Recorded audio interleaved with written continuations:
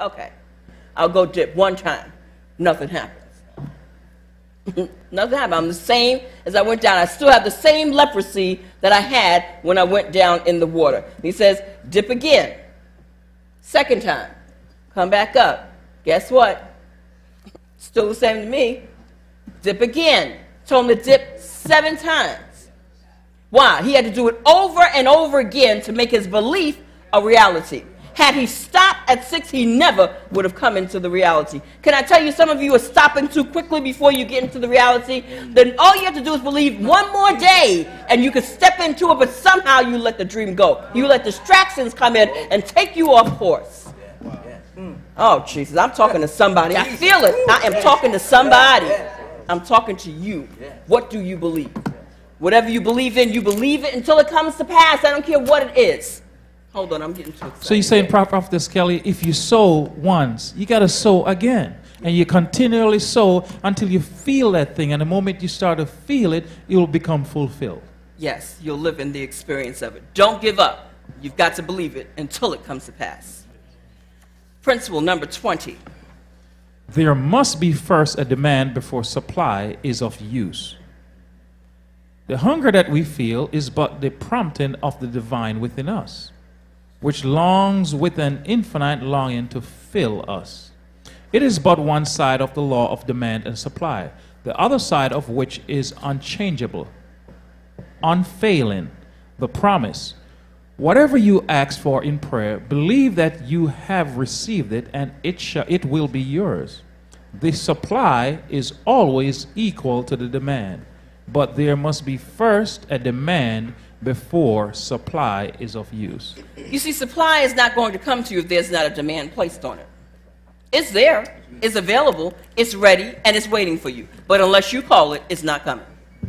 So don't ever say what you don't have, because you don't have because you didn't ask. I told you earlier in the chat room, don't say what you don't have. I don't want to hear what you don't have. The only reason you don't have it is because you haven't asked for it. You haven't placed a demand on it. Because when you place a demand on it, the supply has got to flow. Amen. I'm talking about divine law here. I'm not making this up. I can't make this up.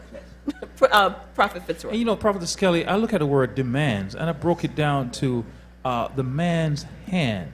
Because I see demands, and I see the man's hands. And in man's, I see manifestation.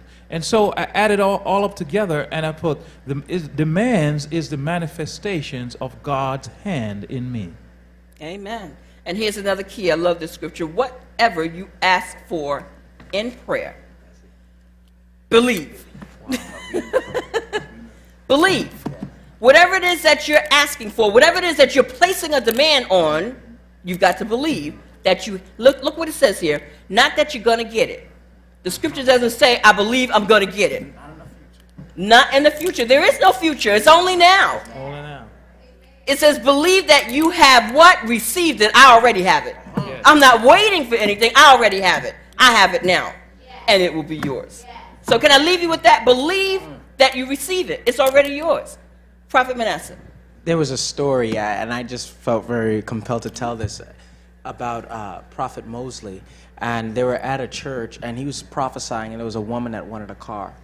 And so he told the woman, he says, you know what, and this is it was in a big church, and they had a lot of cars parked outside, like it was like one of those big parking lots. He told the woman, he says, run around the parking lot. So the woman ran around, she came back, probably about 15 minutes later. He says, run again. And so she's in her church, and she's wearing high heels, and so she's running, she's sweating, coming back. After about 15 minutes again, he goes, run again. And she runs back around, and he made her do it a couple times over and over and over again. And then what happened after she was done, he says, at 2 o'clock, someone's going to call you. And so the next day, someone called her at 2 o'clock and said, I don't know why I'm disturbed about this. I just want to give you this BMW. I just have to give it to you. I just have to give it to you. And the thing of the matter where that moved me is because sometimes as prophets, we have to tell people to do it over and over and over and over and over and over and again. Yes. Because sometimes it's not that the word of the prophet is wrong. It's that they didn't push it to the degree that it needs to be pushed at to. And my question was, if the woman did not run around it and did it over and over again, would she have got that car? Jesus.